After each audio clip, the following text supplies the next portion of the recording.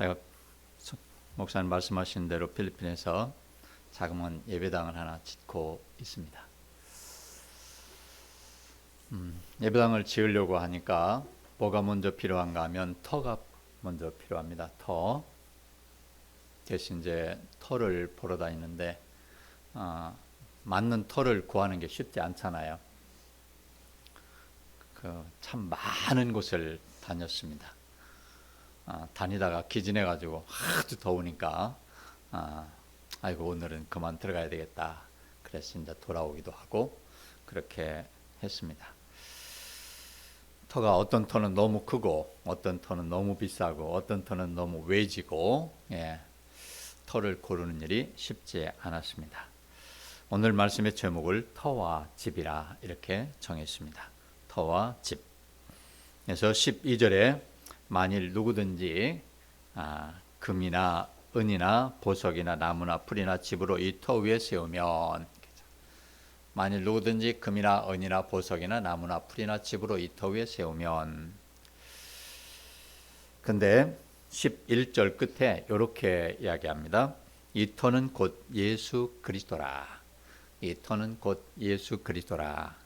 그러니까 우리가 금이나 은이나 보석이나 나무나 풀이나 집으로 집을 짓는데 그 집을 어디다 짓는가 하면 그리스도 위에 짓는다 하는 것입니다. 그리스도 위에. 그래서 우리 그리스도인들은 모두가 다 그리스도 터 위에 집을 짓습니다. 날마다 그리스도 터 위에 집을 짓습니다. 자, 이 터가 누구라고요? 그리스도. 대답도 잘해 주시네요. 예. 이래야 서로 소통이 되고 설교하는 맛이 나거든요. 예. 제가 아주 안 좋아하는 교회 중에 하나가 뭔가 하면 모든 사람이 다 뒷자리에 앉는 거예요. 뒷자리에 앉는 거. 그 다음에 아무 반응이 없는 거예요. 아무 반응이 없는 거. 참 마음이 따뜻합니다. 참 좋습니다. 아주 인상 좋으십니다.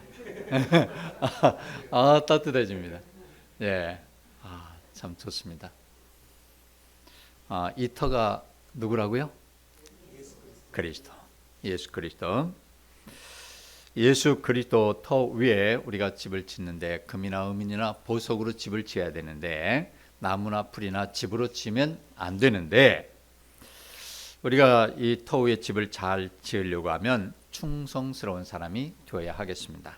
그래서 마태복음 25장에 달란트 비유 잘 아시죠?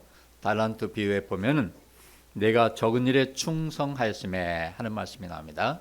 내가 적은 일에 충성하였음에, 많은 일을 했음에 아니고 큰 일을 했음에 아니고 적은 일에 충성했음에, 적은 일에 충성했음에, 그 말은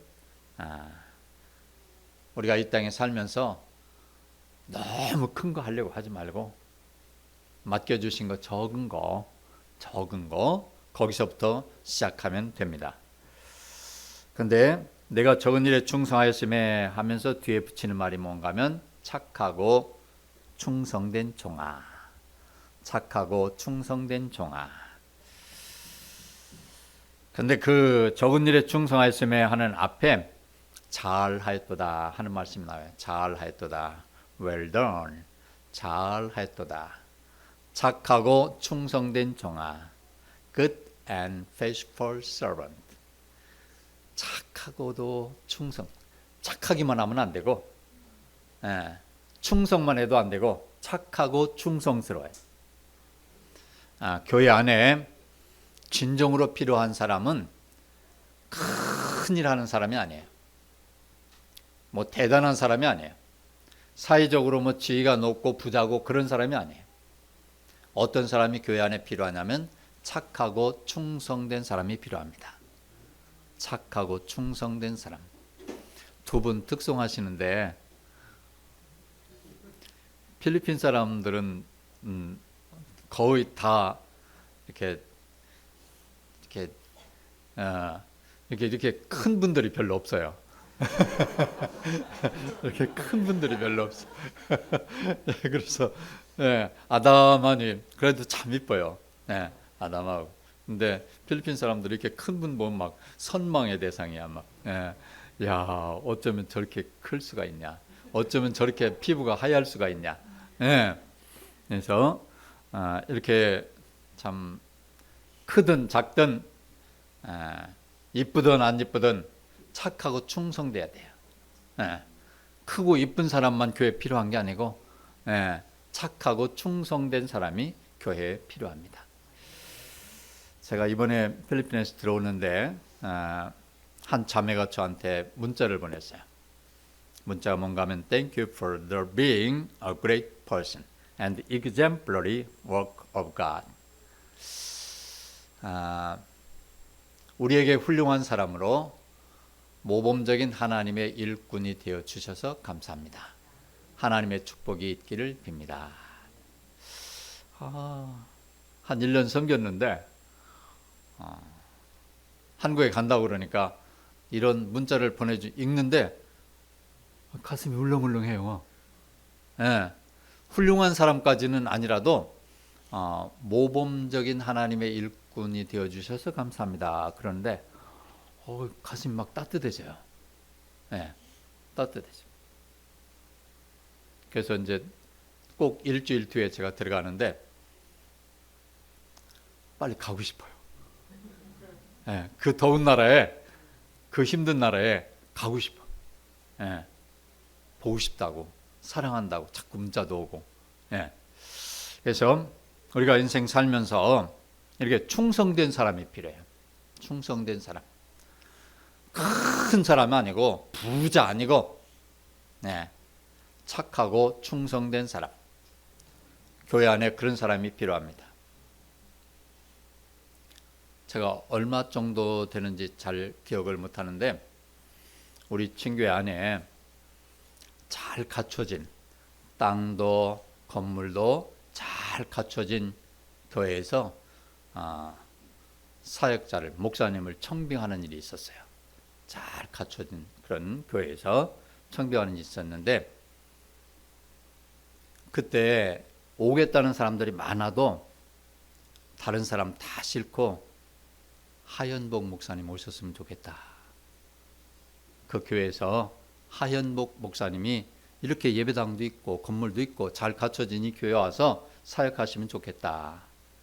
간곡히 청을 한 적이 있어요. 근데 나는 가셨는 줄 알고 나중에 보니까 안 가셨어. 그래서 내가 물었어요. 목사님, 아니 어떻게 제가 이 교회 안 와봤지만 그 교회 땅도 있고 건물도 있고 참 괜찮은 교회인데 왜 안 가셨어요? 그랬더니 목사님, 하나님이 주신 양들을 두고 어떻게 갑니까? 나는 못 갑니다. 그 소리 듣는데 막 전율이 왔어요. 대전에서 3,000명 교회 목회하던 목사님이 서울에서 10,000명 교회에서 부른다고 야반도주에서 간 일도 있어요.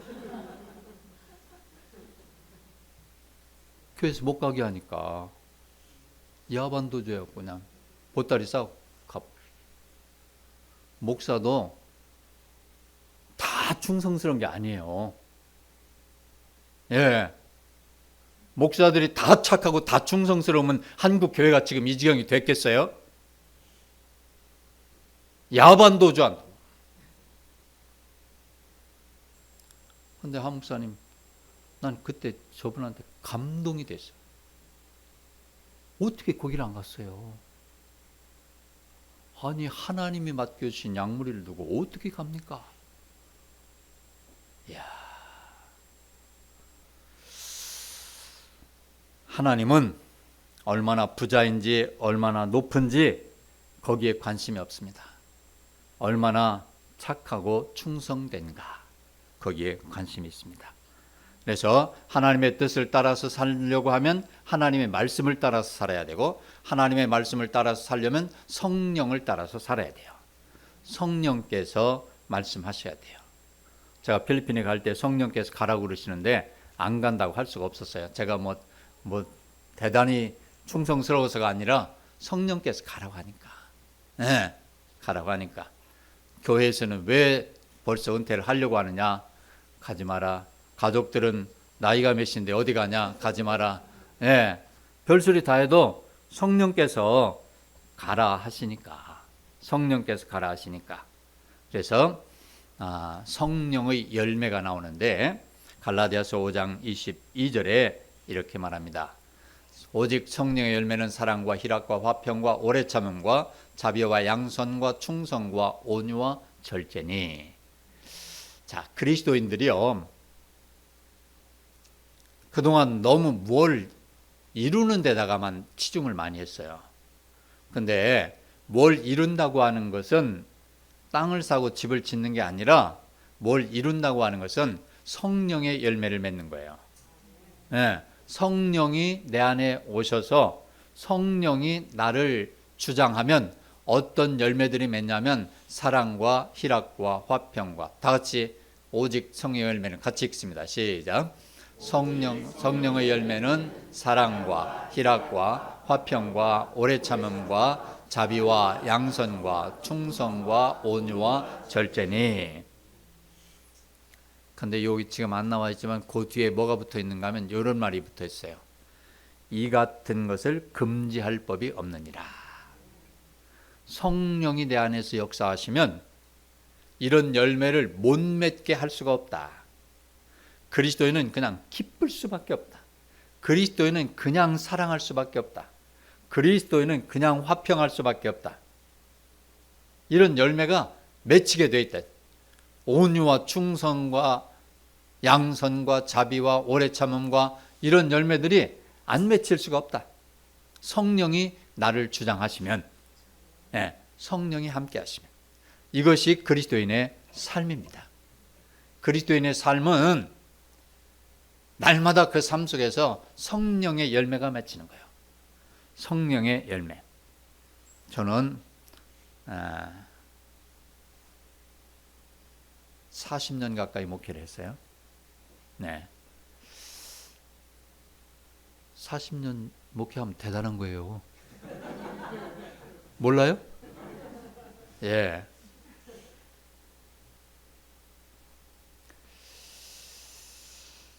근데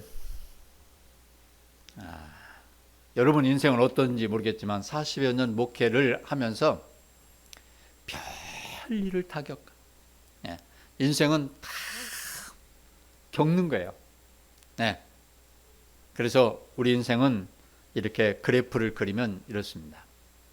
그래프를 그리면 어떤 사람은 이렇게 평탄하게 살아가는 사람이 있을지 모르겠습니다. 어떤 사람은 잘 살다가 내리막길로 가는 사람도 있고, 어떤 사람은 점점 더 잘 살아가는 사람도 있고,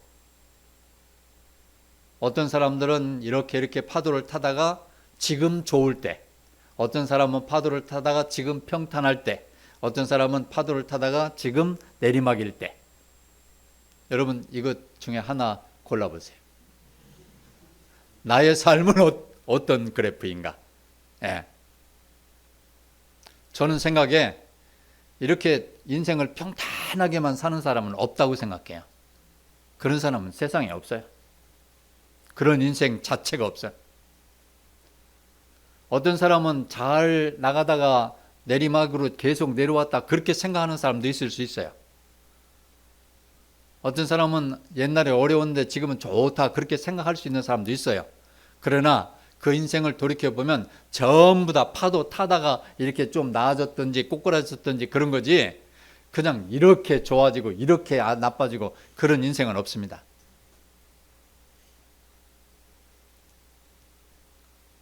어디세요? 학원 원장님이 어떤 분이세요? 여기세요? 학원은 어떠세요? 경영이?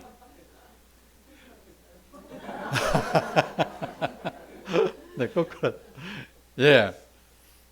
그러지만 이렇게 내려왔다 또 올라가는 게 또 인생이에요. 예. 그럼 누구도 장담을 못 해요. 내 앞날은 아무도 몰라. 하물며 예수님도 알려고 할 거 없다고 그랬어요. 하나님만 아신다고 그랬어요. 몰라요. 내일 일을 알려고 자체를 하지 마라 그랬어요. 알 수가 없어요. 인생은 다 파도를 이렇게 탑니다. 40곡에 넘을 때 생각이 좀 많더라고요. 50곡에 넘을 때도 생각이 고개가 참 그렇고 그렇습니까? 예. 저는 50쯤 되었을 때 완전히 꼬꾸라졌어요. 완전히 꼬꾸라졌어요. 모든 게 다 꼬꾸라졌어요. 그래서 야, 어떡하지? 그러다가 내가 구원받은 하나님의 사람이니 하나님께서 함께 하실 줄로 믿는다. 거기다가 내가 목사까지 된 사람인데 하나님이 나를 버리시겠냐. 그래서 그냥 조용히 살려고, 제가 대전광역시에서 목회하다가 옥천군 산골짜기로 목회지로 옮겼어요. 그 목회가 얼마나 어려웠으면 대도시에서 하다가 산골짜기, 처음 산골짜기 갔는데 반딧불이가 왔다 갔다 해요. 그런 곳에 가서 제가 목회를 했어요. 반딧불이. 버스 같은 거 아예 들어올 생각도 안 하고. 제 인생에 얼마나 곤두박질을 치고 얼마나 힘들었으면 그런 데 가서 하나님만 바라보고 살리라.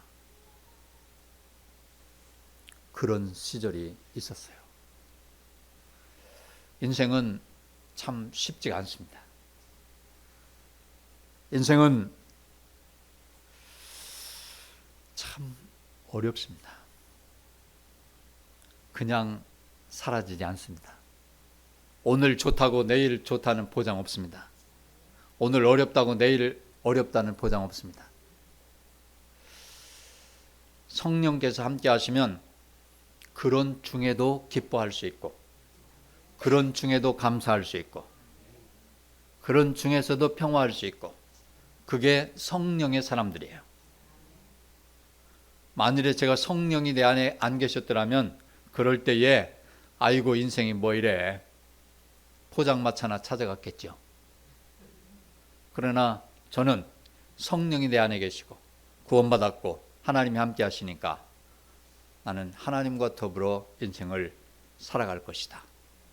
그리고 하나님께 전적으로 내어놓고 하나님께 내어 맡기고, 대전광역시에서 20여 년 했고 그 반딧불이 나오던 곳에 가서 한 20여 년 목회를 했습니다. 그렇게 그 인생을 겪어왔습니다. 그리고 지금은 이렇게 필리핀, 우리는 큰 마닐라 같이 큰 도시가 아니라서 자그마한 도시인데 오토바이 옆에 이렇게 니어커 같이 이렇게 달고 다니는 거 있어요. 트라이시클이라고. 그거 타고 그 더위에 맨날 돌아다니고 걸어다니고, 그것도 참 고달픈 인생입니다. 예, 고달픈 인생. 올라갔다 내려갔다 올라갔다 내려갔다. 목회도 막 좋았다 꼬꾸라졌다 좋았다 꼬꾸라졌다.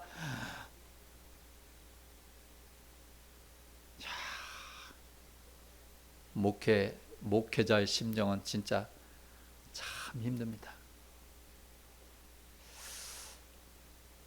개척할 때 여기 서서 이렇게 예배 시작하면 아무도 없고 마누라하고 앉아 있습니다. 우리 처음 시작할 때 문이 저렇게 조용한 문이 아니라 나무 문인데 이렇게 열면 삐그덕해요. 삐그덕. 온 신경이 누가 삐그덕하나.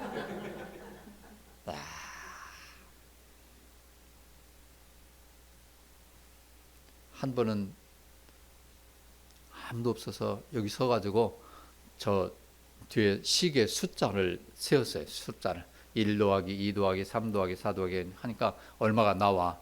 그래서 그 숫자를 바라보고 아 여기 그만한 숫자가 여기 있다 생각하고 설교를 하죠.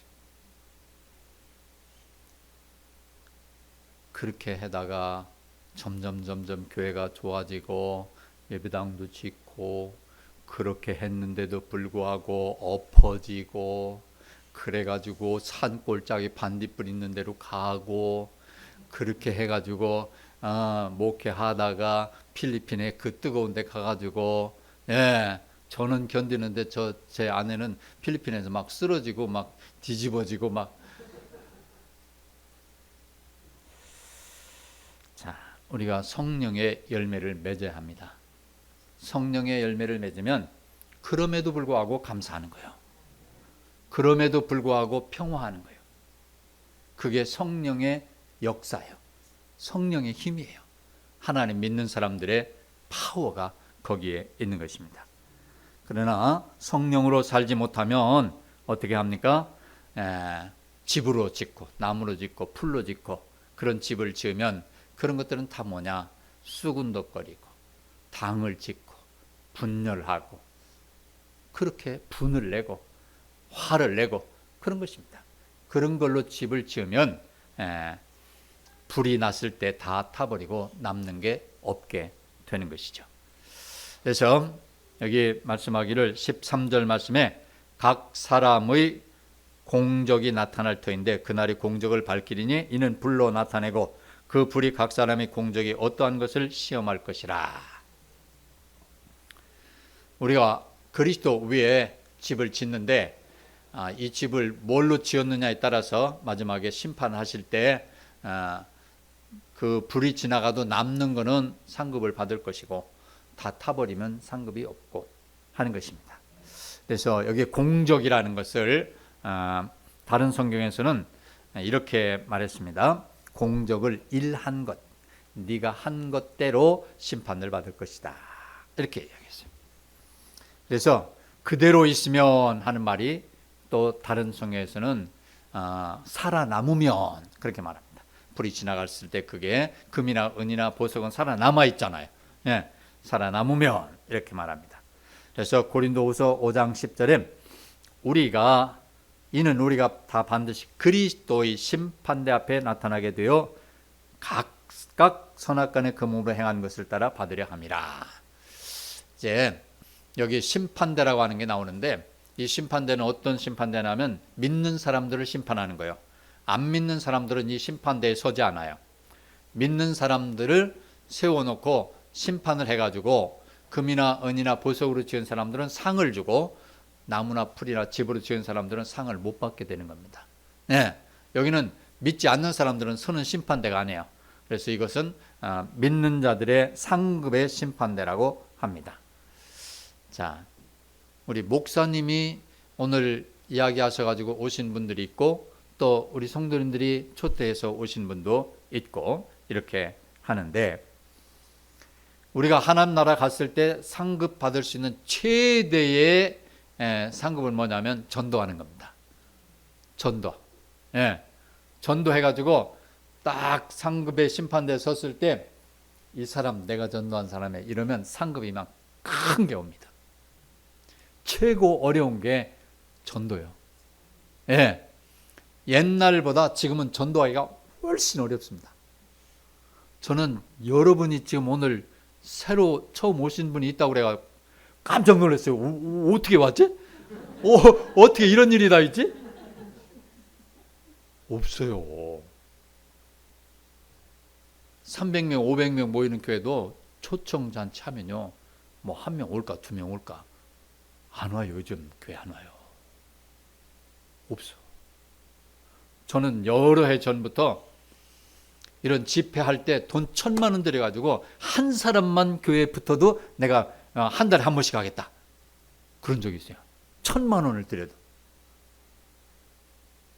오늘 만일에 7분이 오셨다고 그러면 7천만 원 버는 거예요. 여기 7천만 원 버는 거예요. 근데 7천만 원 정도가 아니야. 한 영혼은 온 천하보다 귀하다고 그랬어요. 할렐루야. 온 천하는 값이 얼마요? 여기 오늘 오셔서 내가 예수 그리스도를 믿어서 구원받는다 그러면 온 천하를 얻는 것보다 더 귀한 것을 얻어가는 거예요. 이야, 이것이 우리들을 설레게 하는 겁니다. 오늘 진짜 마음이 따뜻해지고 필리핀도 전도하기 참 힘듭니다. 필리핀 사람들은 전도하면 전도지 주면 잘 받아요. 받을 때 그냥 받지도 않아요. 땡큐. 전도 주면 땡큐. 이번 주에 교회 오세요 그럼 예스. 너무 잘해요. 막 기분이 얼마나 좋은지 몰라. 그런데 주일날 돼갖고 눈이 빠지게 기다려도 아무도 안 나타나. 아무도 안 나타나. 진짜 어려워요. 그런데 필리핀보다 더 어려운 게 지금 한국 실정이에요. 한국 교회에 새로운 분들이 오신다. 이거는 뭐 엄청난 거예요. 엄청난 거예요. 오늘 이 교회는 진짜 엄청난 역사를 쓰고 계시는 거야. 예. 저희들이 필리핀에 가서 이렇게 막 이거 봐요. 한 영혼이라도 전도해 보려고 밖에 나가서 막 소리 지르고 막 모이라 하고 막 해도 안 와요. 우리가 가서 한 영혼이라도 전도하려고 제가 배드민턴을 좀 칠 줄 알거든요. 아이들하고 배드민턴 쳐주고 전도하고, 우리가 지난번에 한번 들어와 가지고 그냥 옷가지 같은 걸 막 300kg를 가져요. 300kg. 그걸 가지고 나누어 주고 막 야단을 하는 거예요. 근데 전도하는 게 너무 어려운데, 여기 우리 이렇게 필리핀 교회에 온 사람들, 이게 우리 특송하는 사진이 있는데, 거기 보면 남자들 셋 서 있고 그 옆에 여인 하나 서 있죠. 저기 그 여인들 키 큰 사람 하나도 안 보이죠. 네. 남자고 여자고 뭐 저는 거기 장신에 속해요. 장신에 속해. 네 번째 그 자매가 그 옆에 있는 사람들 한 5명을 전도했어요. 네. 한 사람도 안 와도 영향력 있는 사람이 하면은 돼요. 전도는 어떻게 해야 되는가 하면 이렇게 관계 전도해야 돼요. 관계 전도. 또 만나고 또 만나고 밥 사주고 차 사주고 또 만나고 또 만나고, 그래야 어떻게 해야 전도가 돼요. 예전에 고구마 전도라고 있었어요. 고구마 전도. 고구마 전도가 뭔가 하면 고구마 찔 때 이건 나 찍어본다는 거예요. 자꾸 젓가락으로 찍어봐.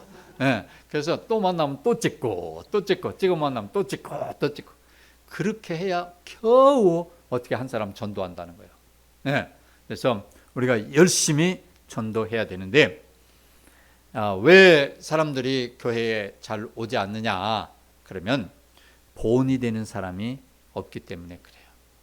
한국 교회가 지금 어려움을 당하는 것은 다른 거 없어요. 교회에 오니까 본이 되는 사람이 있어야 되는데, 가보니까 거기 꼴보기 싫은 사람이 내가 거기 가니까 거기 앉아있네. 그럼 그 교회 오겠어요? 밖에서도 아이고 저 인간 왜 저래 그랬는데, 그 사람 교회 다닌지도 몰랐는데 내가 교회 와보니까 그 사람이 더 앉아있네. 그럼 교회 안 오는 거예요. 본이 되는 사람이 있어야 전도가 되는 거예요. 내가 본이 돼야 전도를 할 수가 있는 거예요. 그래서 빌립보서 3장 17절에 이렇게 말합니다. 형제들아, 너희는 함께 나를 본받으라. 그리고 너희가 우리를 본받은 것처럼 그와 같이 행하는 자들을 눈여겨보라. 그래서 본받을 사람이 또 있으면 좋아요. 우리 집사님 저 앞에 서 계시다가 우리 오는 거 보고 쫓아와서 안내하시라는 거 보니까, 이런 분 계시면은 앞으로 교회가 많이 성장할 것 같아요.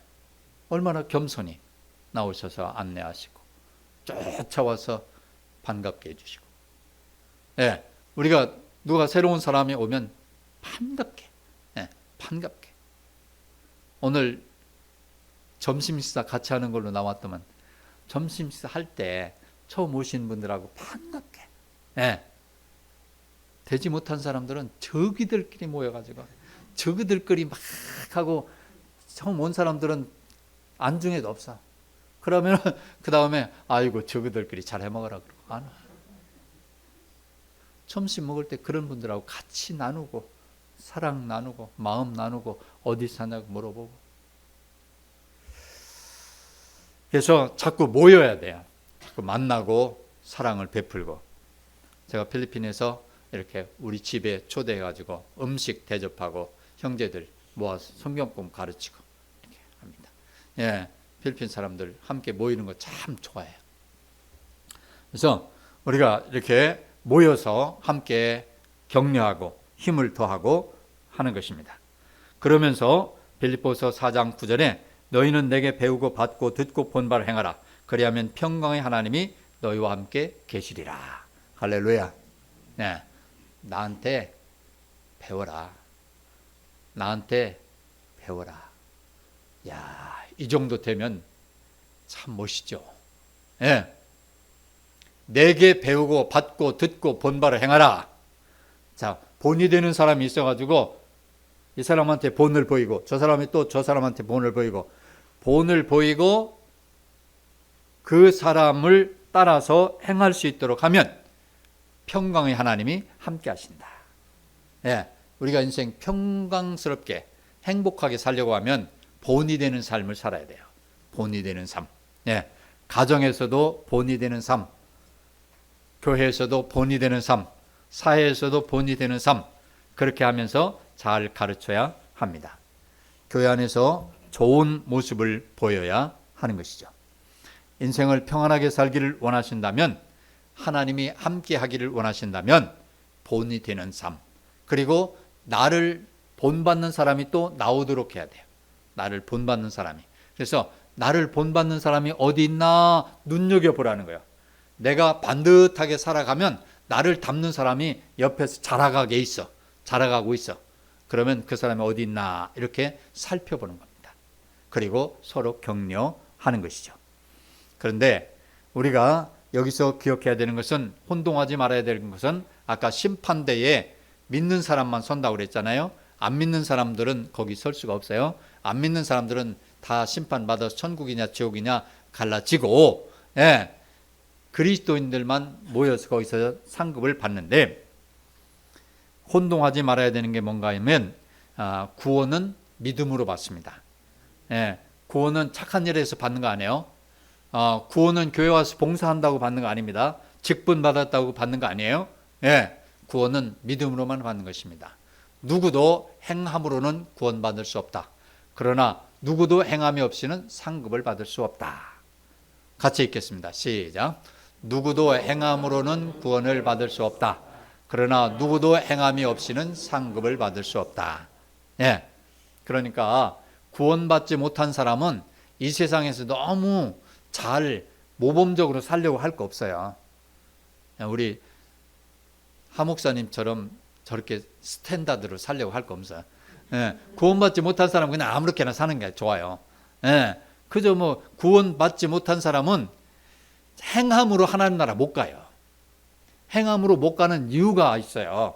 행함으로 못 가는 이유가 뭔가 하면, 하 목사님 같이 스탠다드로 살아도 하나님은 너도 죄인이야, 이렇게 말씀하세요.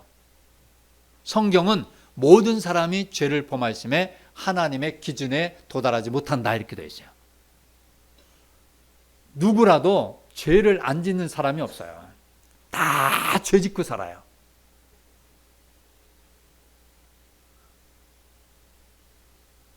그래서 구원받지 못한 사람들은 교회 와도 봉사 같은 것도 할 것도 없어요. 뭐 돈 낼 것도 없고, 더더구나 구원받아야 돼요. 구원받는데, 구원받는 건 착한 일로 받는 게 아니라, 봉사로 받는 게 아니라 믿음으로 받는 거예요. 왜 그런가 하면, 내가 착한 일 한 가지 할 때 못된 짓 3가지 한다니까.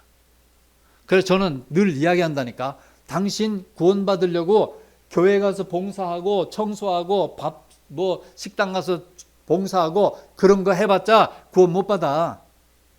그런 거 하지 말고, 내가 착한 일 해가지고 내 죄 지은 거를 좀 탕감받으려고 하면 빨리 죽어버려. 하루라도 일찍 죽어야 죄를 덜 짓지, 하루라도 더 살면 죄가 더 쌓이는 거예요. 착한 일 하나에서 2, 3 올라갈 때 못된 죄 짓는 거는 3, 6, 9으로 올라가. 예수 그리스도를 믿음으로 구원받는 거예요. 어떻게? 나의 행위는 구원받을 수가 없어. 예수 그리스도가 십자가의 죽으심으로 말미암아 내 죄를 다 용서하셨어. 그 사실을 믿음으로 구원받는 거예요. 이것처럼 감격스러운 게 없는 거야. 이것처럼 영광스러운 게 없는 거야. 예, 저도 목사님 말씀하신 대로 영국 신사 별명 붙을 정도로 착한 사람이에요. 그러지만 저도 제 마음속에 내가 잘 되는 것이 좋지 하 목사님이 잘 되는 것보다 내가 잘 되는 게 더 좋아하는 사람이에요. 예, 그런 마음 자체가 다 죄예요. 다 죄야. 내 학원이 잘 돼야 좋지 저 학원이 잘 되는 게 좋은 사람 아무도 없어. 그게 다 죄예요. 시기, 질투, 미움, 분열 다 그거요. 그런데 뭘 어떻게 착한 일 해갖고 구원을 받아요? 그런 건 착한 일 해가지고 구원받는 건 아예 포기해야 돼요. 예수 그리스도가 나의 죄를 위하여 십자가에 돌아가심으로 말미암아 그걸 믿음으로 말미암아 은혜로 거저 구원받는 거예요. 이걸 믿을 때 내 자신이 하늘을 나른 것 같다. 세상을 다 얻은 것 같아. 우리 인생 살면서 행함으로 구원받을 수 없는 것인데 우리가 구원받았다면 심판대 앞에 섰을 때 상급을 받아야 되는데 상급을 못 받으면 그것 또한 참 창피스러운 일이에요. 시상대에 떡 가서 섰는데 어떤 사람은 금은 보석으로 해가지고 상급 툭툭 받는데 너는 불 가운데 지나가 보니까 지부러지였네. 너는 상급이 없네. 아유 그냥 내려가야 되겠어. 이러면은 어떻겠어요? 구원받지 못한 사람은 착한 일을 하려고 할 거 없어요. 그냥 아무렇게나 살아. 구원받은 사람은 열심히 착한 일 하면서 사세요. 봉사하면서 하나님의 영광을 위해서 성실하게 사세요. 열심히 사세요. 심판대 앞에 서서 상급 받아야 되잖아. 집사님은 받는데 목사님은 못 받으면은 아이고 참 그 꼬라지는 참 어떻게 될란가. 3,000명 목회하다 10,000명 교회 부른다고 홀따닥 가버리면 그게 네가 상급 받을 자격이 있냐 이놈아. 네가 세상에서 영광 다 받고 무슨 상급이 있냐. 예이 목사라고 그냥 상급 받는 거 아니에요. 적은 일에 충성한 사람이 받는 거예요. 할렐루야. 적은 일에 헌금 많이 한 사람이 상급 받냐? 아니에요. 과부의 두렙돈을 더 귀히 여기신 예수님이 너가 진짜다 그렇게 하시는 거예요. 적은 일에 충성하는 거예요. 지난 명절에 우리 삼형제인데 우리 형님 집에서 같이 모였는데 내 동생 손주들하고 내 손주하고 싸움이 붙었어요. 내 손주가 더 어린데 동생 손주가 더 큰 놈인데 자동차 좋은 장난감 자동차 4대를 가지고 왔어. 그럼 우리 손주가 3살 백인데 이제 말 배워갖고 막 또리또리 하는데 자동차 하나만 좀 갖고 놀게 달라고. 너 4대나 있으니까 하나만 좀 달라고. 근데 이놈이 7살짜리인데 3살짜리한테 이걸 안 주는 거야. 자기 거라고 꽉 움켜쥐고 안 주는 거야. 우리 손자가요 3살짜리인데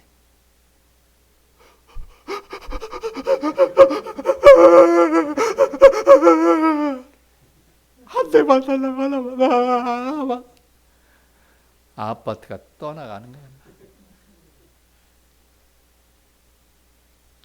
혹시 하나님 나라 가서 다 상급 받는데 예수님 하나만 줘요. 이래면 뭔 꼬라지가 되겠어 이게. 에? 남들 4개 받을 때 하나라도 받아야 될 거 아니에요.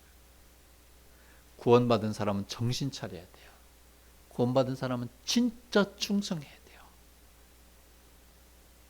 진짜 착하고 충성된 종아 그 소리를 들을 수 있어야 돼요. 그래서 15절의 말씀을 구원을 받되 불 가운데서 받는 것 같으리라 하는 말씀이죠. 구원을 받는데 불 가운데서 받는 것 같아요. 그냥 이렇게 그렇게 받아갖고는 안 되잖아. 불 가운데서 받는 것 같이 그런 구원을 받지 않도록 해야 합니다. 그래서 우리 찬송가에 내 너를 위하여 몸 버려 피 흘려 내 죄를 속하여 살 길을 주었다. 널 위해 몸을 주건만 너 무엇 주느냐. 널 위해 몸을 주건만 너 무엇 주느냐 하는 찬송가가 있어요. 근데 그 찬송가를 지을 때 성경 구절을 중심으로 지어요. 그 성경 구절이 뭔가 하면 갈라디아서 2장 20절이에요. 갈라디아서 2장 20절 같이 읽습니다. 시작. 내가 그리스도와 함께 십자가에 못 박혔나니 그런즉 이제는 내가 사는 것이 아니요 오직 내 안에 그리스도께서 사시는 것이라. 이제 내가 육체 가운데 사는 것은 나를 사랑하사 나를 위하여 자기 자신을 위하여 버리신 하나님의 아들을 믿는 믿음 안에서 사는 것이라. 제가 청년 때에 큰 집회가 있었어요. 여러분 아시는 분이 많지 않을 건데 빌리 그레함이라고 하는 미국의 유명한 전도자가 있었어요. 그분 오셨을 때 제가 그 집회에 참석했다가 내가 구원받고 싶다고 손들고 내려갔어요. 근데 어떤 분이 상담자가 와가지고 저한테 와가지고 이 구절을 보여줬어요. 그리고 저한테 이렇게 물었어요. 당신이 예수 그리스도와 함께 십자가에 못 박힌 것을 믿겠느냐 그랬어요. 저는요 구름대같이 많은 사람들 중에 제가 제일 먼저 손들고 제일 먼저 구원받고 싶다고 내려갔어요. 근데 상담자가 이 구절을 딱 펴주고 당신이 예수 그리스도와 함께 십자가에 죽은 것을 믿겠느냐 이렇게 이야기할 때 제가 이렇게 말했어요. 말로는 안 했지만 속으로 야 이 미친놈아, 예수님이 적어도 2000년 더 전에 죽으셨는데 2000년 후에 태어난 내가 지은 죄를 위해서 예수님이 죽었다는 게 말이 되냐? 이 정신 나간 놈아. 그러고 그냥 끝내버렸어요. 몇 년 후에 제가 이렇게 스레트 지붕 하나 올려놓고 개척하는 교회에 참석했다가 이 사실을 깨달았어요. 그리고 거기서 제 생애를 드렸어요. 예수님이 나를 위해서 죽으셨구나. 내가 예수님 십자가에 돌아가실 때 예수님이 내 죄를 위해서 죽으셨구나. 그 사실을 깨달을 때 너무 벅차고 감격스러워가지고 그때 청년의 때에 꼴에 담배 핀다고 좋은 가스라이터 하나 사가지고 다니면서 그 귀한 건데 비싼 건데 예배 끝나고 나오면서 그 쓰레기통에다가 담배하고 가스라이터하고 쳐넣고 그때 생애를 드렸어요.